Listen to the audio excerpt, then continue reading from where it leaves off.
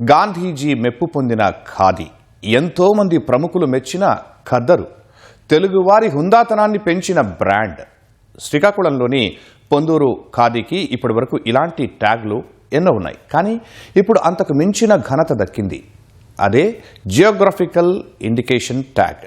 ఎన్నో ఏళ్లుగా ఎదురుచూస్తున్న కళ నెరవేరి పొందూరు ఖద్దరుకు ఈ గౌరవం దక్కింది. ఎన్నో రకాల మిల్లు వస్త్రాలు వస్తున్నప్పటికీ ఈ ఖాదీకి ఒక ప్రత్యేకత ఉంది. పత్తి నుంచి దారం తీసి వస్త్రాన్ని చేతితోనే తయారు చేయటం ఇక్కడి విశిష్టత. దశల వారీగా జరిగే ఈ ప్రక్రియ అక్కడి కార్మికుల పనితనానికి ఓ మచ్చుతునక.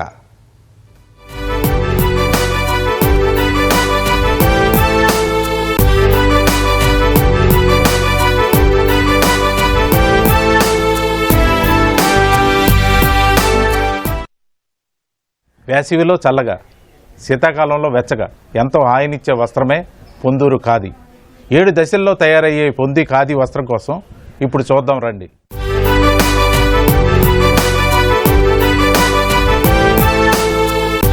ఈ పెద్దావిడ వేళ్లు ఎంత వేగంగా కదులుతున్నాయో చూశారా?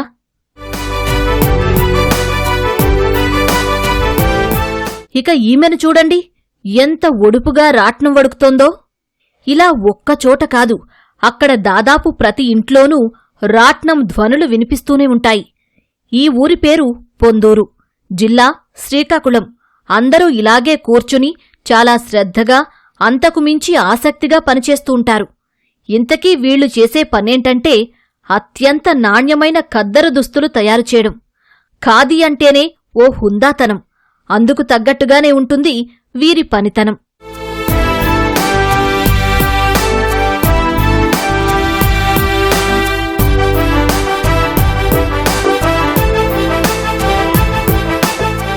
వందేళ్ల చరిత్ర ఈ పొందూరు ఖాదీది.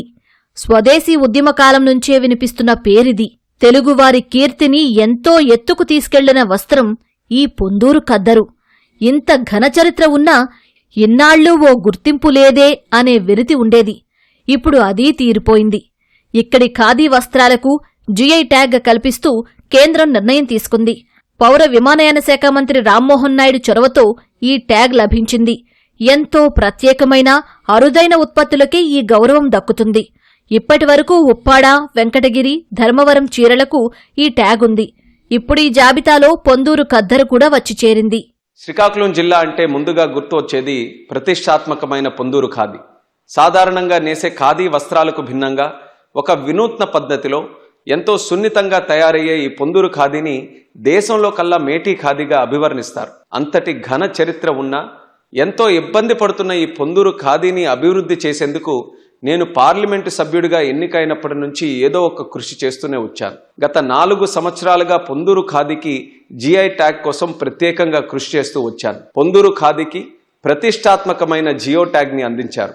ఈ జిఐ ట్యాగ్ ద్వారా నకిలీలను గుర్తించి ప్రాంతీయ ఉత్పత్తులకు, చేనేత కార్మికులకు రక్షణ కల్పించి మెరుగైన మార్కెట్ సహకారం అందించే అవకాశం ఉంటుంది.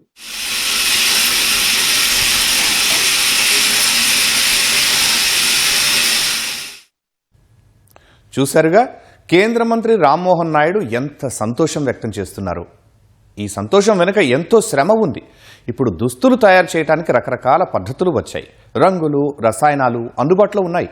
ఇవన్నీ వాడితే పొందూరు ప్రత్యేకత ఏముంటుంది? అందుకే పూర్తిగా సహజ సిద్ధమైన పద్ధతుల్లోనే వస్త్రాలు తయారు చేస్తున్నారు పొందూరు ఖద్దరు కార్మికులు. వీరంతా ఆంధ్ర ఫైన్ ఖాదీ కార్మిక అభివృద్ధి సంఘానికి చెందినవారే. ఇంత చరిత్ర సొంతం చేసుకున్న ఈ పొందూరు ఖాదీ తయారీ ఎన్నో దశల్లో సాగుతుంది. ప్రతి దశ కూడా ఎంతో ఆసక్తికరంగా ఉంటుంది.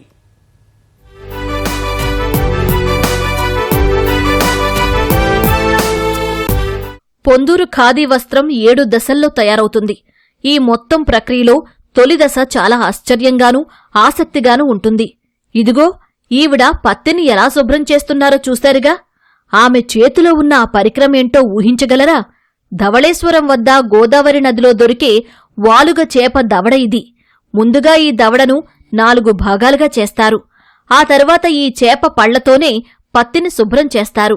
రెండో దశలో చెక్కతో చేసిన నిడుపు రాట్నం ద్వారా పత్తిని, గింజని వేరు చేస్తారు.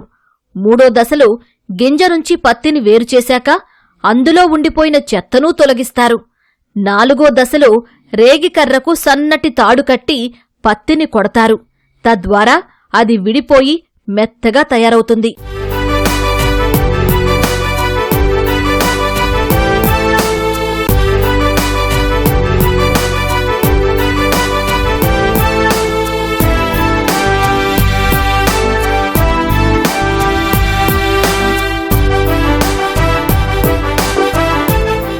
ఐదో దశలో మెత్తగా చేసిన పత్తిని చుట్టుపుల్లతో చుడతారు.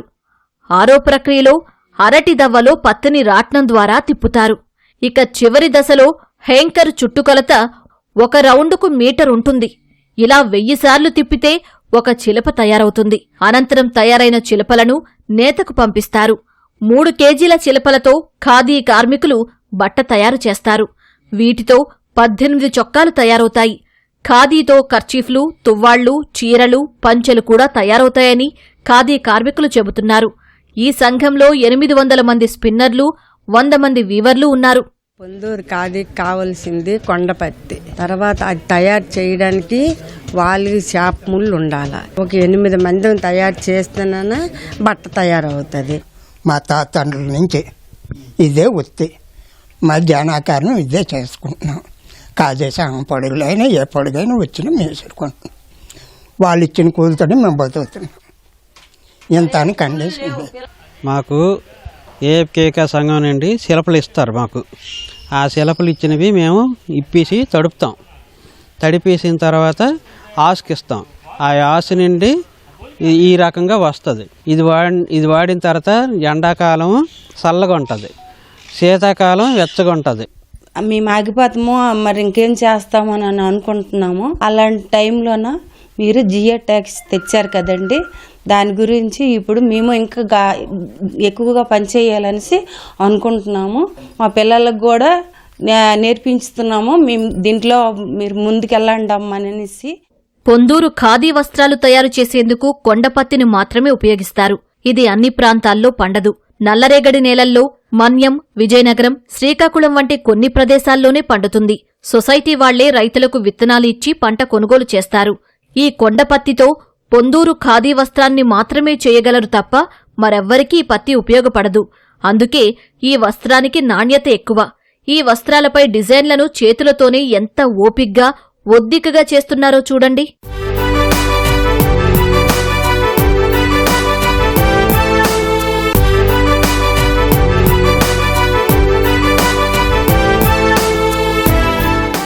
పొందూరు ఖాదీకి ప్రత్యేకమైన స్థానం ఉంది.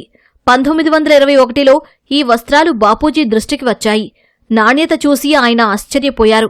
ఈ ఖద్దరుపై గాంధీజీ యంగ్ ఇండియా పత్రికలో ఓ కథనం రాశారు. ఎంతో ఘనచరిత్ర ఉన్న పొందూరు ఖాదీ వస్త్రాలను ప్రాంతీయ ఖాదీ, మజిలిన్ ఖాదీ, అంబర్ ఖాదీ ఇలా 3 రకాలుగా తయారు చేస్తారు. రసాయనాల రహిత ఈ ఖాదీ వస్త్రాలు ఎండాకాలం చల్లగా, చలికాలం వెచ్చగా ఉంటాయి. వీటిని ధరిస్తే హుందాగా కనిపిస్తారు. గాంధీజీ, ఇందిరాగాంధీ, అక్కినేని నాగేశ్వరరావు ఇక్కడి వస్త్రాలు వాడేవారట. ఇది శీతాకాలంలో చల్లగాను, వేసవికాలంలో వెచ్చగాను ఉంటుంది. దీనికి కారణం ఏమిటంటే ప్రతి నుండి దారం వరకు, దారం నుండి బట్ట వరకు మొత్తం అంతా చేత్తోనే జరగటం వలన ఈ ఖాదీ ఇలా ఉండడానికి ఒక కారణం. మా పొందూరు ఖాదీ జరీ పంచెలు కూడా చాలా విలువైనవి. అక్కినేని నాగేశ్వరరావు గారు తన జీవిత పర్యంతం ఈ పొందూరు ఖాదీ షర్టింగు మరియు పంచెలను వాడుతూ చనిపోయే వరకు ఈ వస్త్రాలనే ఆయన వాడటం జరిగింది. పొందూరు ఖాదీ 1949లో సంఘటిత రంగంలోకొచ్చింది. 1955 అక్టోబర్ 13వ తేదీన ఖాదీ సంస్థ భవనానికి శంకుస్థాపన చేశారు. వినూత్న తయారీతో పాటు నాణ్యతతో ప్రపంచవ్యాప్తంగా గుర్తింపు పొందింది పొందూరు ఖాదీ. ఇప్పుడు జియోగ్రాఫికల్ ఇండికేషన్ ట్యాగ్ కూడా రావడం వల్ల ప్రాచుర్యం మరింత పెరిగింది.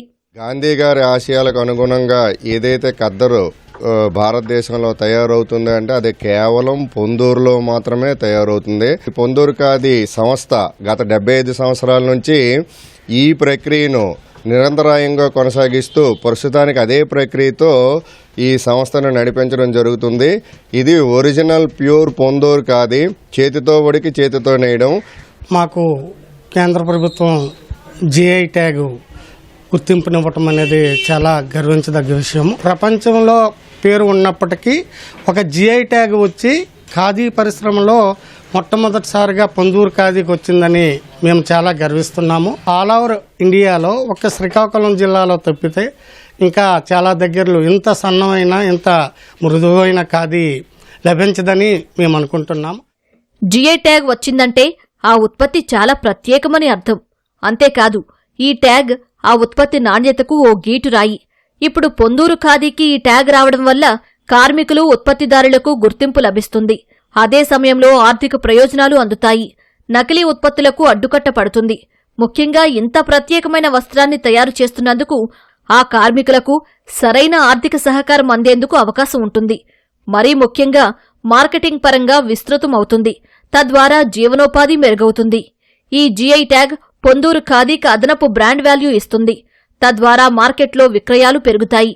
అదే సమయంలో నాణ్యమైన వస్త్రాలు వినియోగదారులకు అందుతాయి. తరతరాల కళ నిర్విరామంగా కొనసాగుతుంది.